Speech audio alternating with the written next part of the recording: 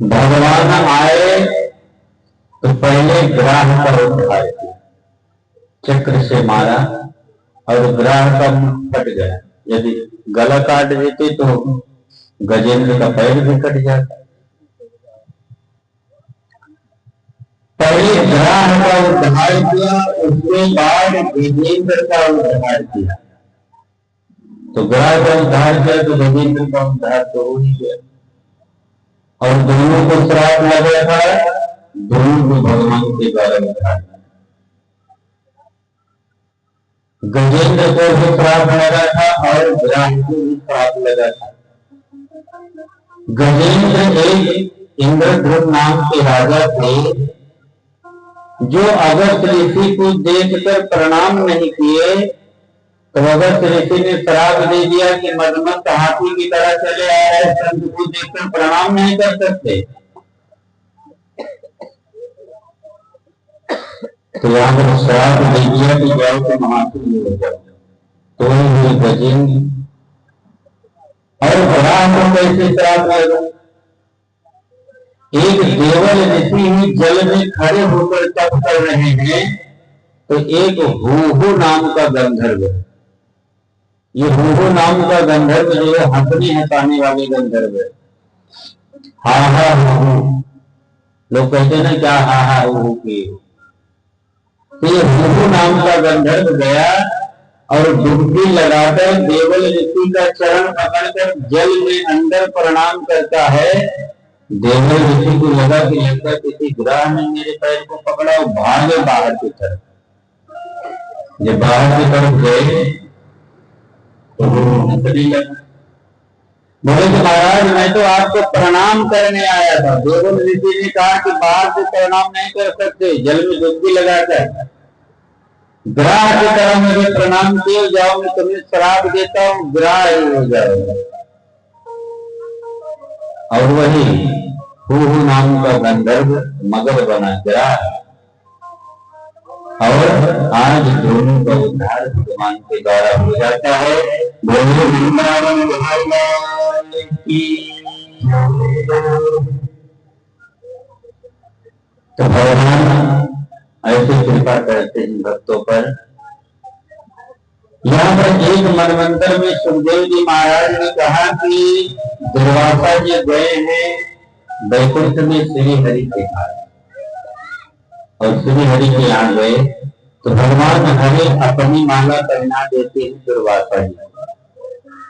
दुर्वासा जी को बड़ा आनंद आया कि देखिए प्रभु ने अपनी माला पहना दी, बड़े प्रसन्न हुए। और इधर से आ रहे थे तो इंद्र जा रहे थे ऐरावत पर। इंद्र को देखा तो दुर्वासा जी ने कहा कि इंद्र ऐसी माला तो तुम्हारे पास भी नहीं होगी। इंद्र ने कहा कि ना माला मेरे पास तो नहीं है। दुर्वासा जी ने कहा कोई बात नहीं, तुम्हारे पास तो नहीं है तो मैं तुम्हें नहीं देता हूँ। और दुर्वासा जी ने अपनी माला इंद्र को दे दिया। इंद्र माला पहन तो लिया, लेकिन इंद्र के अंदर थोड़ा सा अभिमान आ जाता है। इंद्र विचार करता है कि एक बार श्री हरि पहने माला को, उसके बाद दुर्वासा पहने, उसके बाद मैं पहनूं। अब दो लोगों की पहनी माला मैं पहनूं, मैं भी तो राजा हूं। तो दुर्वासा जी जैसे आगे बढ़े, इंद्र माला को उतारे और ऐरावत के मस्तक पर रख दिया। तो हाथी का काम क्या है कि सूर से कहीं इधर उधर पाए तो कुछ उसको घुमा फिरा उधर पकड़, और माला जैसे लिया इधर उधर घुमाया और पटक दिया, पैर के नीचे दबा कर आगे बढ़ गया। इधर दुर्वासा जी विचार कर रहे हैं कि मेरी माला को पहन कर इंद्र कैसा लग रहा होगा, एक बार जरा फिर तुम्हें देखूं। ये देखने के लिए जैसे इधर मुड़े और देखे कि माला की ये दुर्दशा। दुर्वासा जी ने श्राप दे दिया कि तुमने इतना अपमान किया तेरी हरि के द्वारा, जो माना था, जाओ तुम्हें श्राप देते हैं, सत्यहीन हो जाओ, तेरीहीन हो जाओ। और जिसका फायदा उठाकर दानव चढ़ाई करते हैं, देवताओं को परास्त कर देते हैं। कई बार युद्ध होता है, बीच में समुद्र मंथन करवाया भगवान ने कि समझौता हो जाए, तो बंटवारे में झगड़ा हो गया और अंत में जाकर राजा बलि का जो अधिपत्य होता है, तो यहाँ पर देवताओं की माता जो थी दुखी होती है और कश्यप से कहती, मुझे ऐसे पुत्र की प्राप्ति हो तो हमारे पुत्रों की संपत्ति को लाकर दे। तो वामन भगवान का प्राकट्य होता है। बोले वामन भगवान की। और वामन भगवान जाते हैं राजा बलि के द्वार पर और राजा बलि देखते हैं तो स्वागत करते हैं। स्वागतम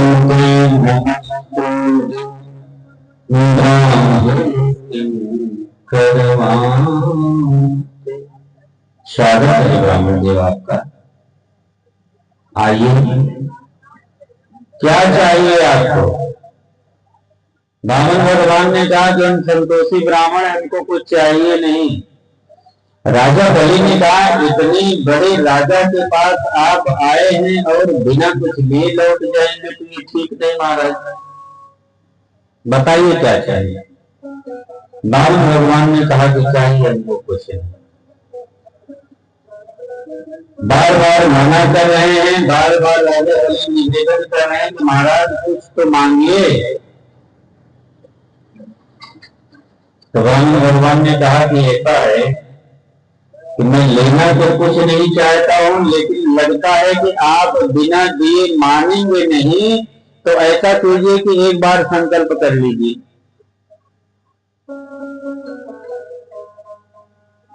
संकल्प जब कीजिए उसके बाद मानिए।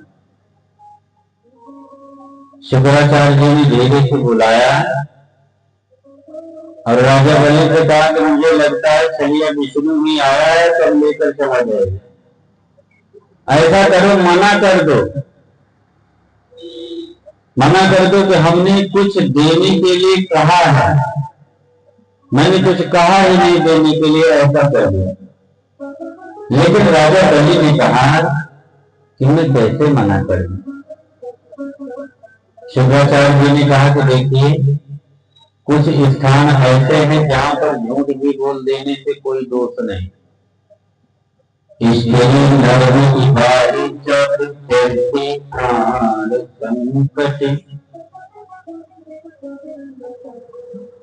भी झूठ बोलने में दोष नहीं, बहुत ज्यादा ना बोले तब। हंसी मजाक में, विवाह में मान लो कन्या का विवाह हो रहा है तो ऐसा बताया जाता है कि बड़ी सज्जन, बड़ी गुणवान कन्या है, ये सब बोल करके अच्छे घर में उनका हो जाए विवाह। तो विवाह में भी झूठ बोलने का दोष नहीं लगता है। प्राण संकट में हो तो दोष नहीं लगता है।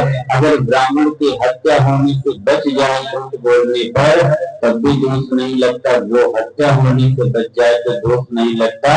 और अपना धन संकट में हो तब भी दोष नहीं लगता। ऐसे स्थान पर झूठ भी बोल देंगे तब दोष नहीं लगेगा। शुक्राचार्य जी ने कहा कि दोष थोड़ी लगता, अपना धन संकट में है तो झूठ बोल दो, कुछ नहीं दे, देने को कुछ कहा ही नहीं, अन्यथा तो पूरा राज्य लेकर चले जाएंगे। ऐसा संकेत तो किया शुक्राचार्य जी ने, लेकिन राजा बलि ने कहा कि गुरुदेव, जिसके दर पर मांगने के लिए पूरा संसार जाता है, आज अगर मेरे घर पर आया है मांगने के लिए तो मैं उसे मना नहीं करूंगा। संकल्प करने का जब गए झाड़ी से जल गिराने लगे तो शुक्राचार्य जी जाकर झाड़ी में बैठ गए, जल ही नहीं गिर रहा। भगवान ने कहा कि ऐसा है महाराज, आपका पात्र पुराना हो गया है, ऐसा करें कि इसको थोड़ा सा साफ कर लें। अपने आश्रम से एक कुसा निकाले और झाड़ी में लगाया, तो जहां पर शुक्राचार्य जी बैठे तो उनकी आंख में लगा, तो एक आंख गड़बड़ा गया, निकल कर भागे। शुक्राचार्य जी ने कहा, लेने वाला कोई और, देने वाला कोई और। दान लेने वाला उधर खड़ा है, देने वाला मान नहीं रहा, बीच में मेरी आंख खराब हो गई बिना मतलब के समझाने।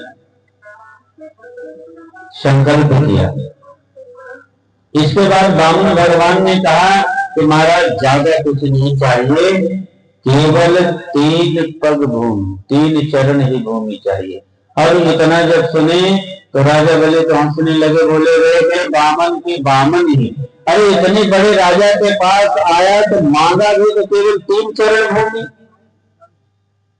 3 चरण में क्या होगा महाराज, इतने में तो रहने की व्यवस्था भी नहीं बन पाएगी। बामन भगवान ने कहा कि हमको कोई मकान तो बनाना नहीं है, बस एक जगह आसन लगा के भजन करना है और कुछ नहीं करना है। केवल 3 चरण, पहले भी बताया था, संतोषी ब्राह्मण हूं, ज्यादा चाहिए नहीं। राजा बलि ने कहा कोई बात नहीं महाराज, आपको ज्यादा नहीं चाहिए तो ऐसा करें कि हम अपने हाथ से ना, अपने पैर से नाप देते हैं आपका 3 चरण। बामन भगवान ने कहा कि देखो हम संतोषी ब्राह्मण, हम अपने ही पैर से नापेंगे, हमको ज्यादा चाहिए नहीं। तो राजा बलि ने कहा कि ठीक है महाराज, अगर आपकी ऐसी इच्छा है तो आप ही नाप लीजिए। और यहाँ पर नापने के लिए जब तैयार है तो भगवान ने तो विशाल रूप बनाया। 2 ही पग में तो पूरा ब्रह्मांड नाप लिया। दूसरा पग पहुंचा ब्रह्मा जी के पास, ब्रह्मा जी कमंडल निकाले, भगवान का चरण जब धोए तो गंगा जी का प्राकट हो जाता है। बोले गंगा मैया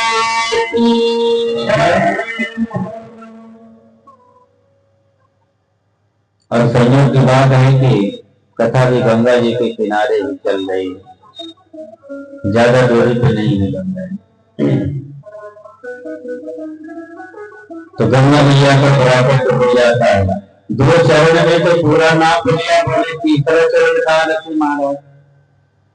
राजा बलि ने कहा कि महाराज ये बताएं कि दान बड़ा कि दानी। बोले कि नहीं, दानी बड़ा, उसने दान दिया।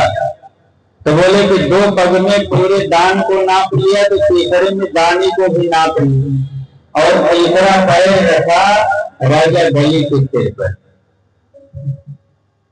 और कहा कि ठीक है, अगले मनवंतर में तुम ही इंद्र बनोगे, तब तक जाकर तुम सूतर लोक में निवास करो। सूतर लोक में लिया। देखो जो मनुष्य चाहता है वो नहीं होता है, जो भगवान चाहते हैं वो होता है। हम जो करना चाहें अगर वो हो जाए तो ये भगवान की कृपा है, हम जो करना चाहें अगर वो ना हो पाए तो ये भगवान की इच्छा है।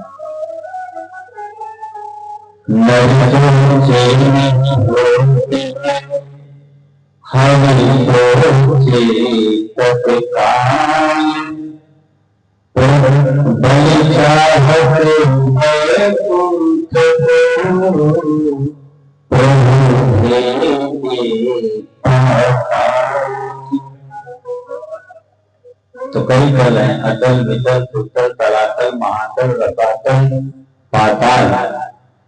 इसमें सूतल लोक में निवास दिया है राजा बलि का। कोई वरदान मांगो। राजा बलि ने कहा कि प्रभु अगर प्रसन्न है तो एक ही वरदान दीजिए। बोले वो कौन सा? बोले एक वरदान हमको ये दीजिए कि मैं सूतल लोक में जहां पे भी जिस भी समय जिस भी दरवाजे से निकलो आपका दर्शन हो। तो भगवान ने कहा कि दर्शन करना हुआ कि सुरक्षा कर्मी की ड्यूटी हो गई। तुम्हारा क्या पता तुम किस समय किस दरवाजे से निकलो तो हम दर्शन देने के लिए खड़े रहें। लेकिन भगवान दर्शन देने के लिए सूत्र लोक में जाते हैं। ये प्रभु की कृपा है भक्तों पर। प्रहलाद के युग में आए हैं राजा बलि, तो ऐसी कृपा होती है राजा बलि यहाँ पर मंगलों की कथा को गाकर विश्राम करते हैं और यहाँ पर राजा प्रश्न करते हैं कि प्रभु आचार्य सुखदेव जी महाराज से कि भगवान के अवतार कितने। सुखदेव महाराज ने कहा कि भगवान के अवतार तो बहुत हैं, लेकिन उनमें से जो मुख्य है एक राम और एक कृष्ण, दोनों हैं एक ही, अंतर नहीं है, लीला के दृष्टि से अंतर है। राम कृष्ण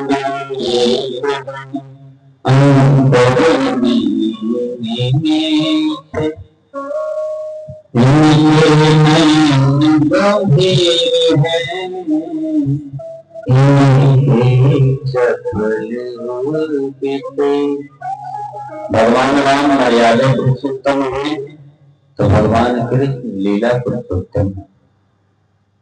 भगवान राम जैसा जीवन जिए हैं वैसा जीवन हमको जीना चाहिए, जो किए हैं वो करना चाहिए, लेकिन भगवान कृष्ण जो किए हैं वो नहीं करना चाहिए, जो करे हैं वो करना चाहिए।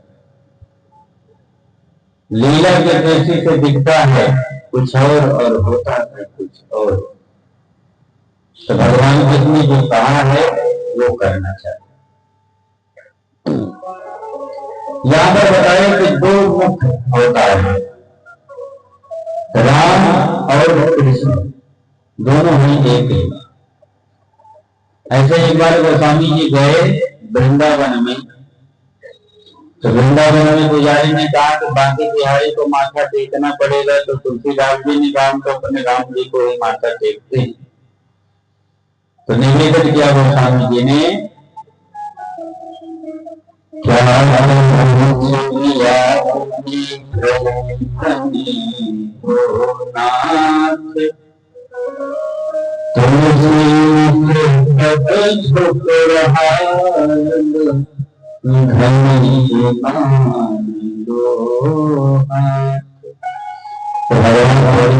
बांधों को छिपाए और धनुष बाण लेकर खड़े हो जाते हैं। ऐसे भक्त के लिए भगवान निरंतर तत्पर रहते।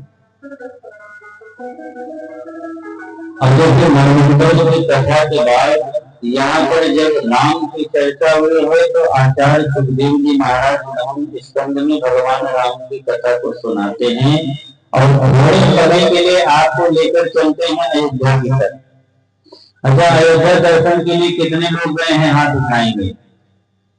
जैसे राम मंदिर का निर्माण हुआ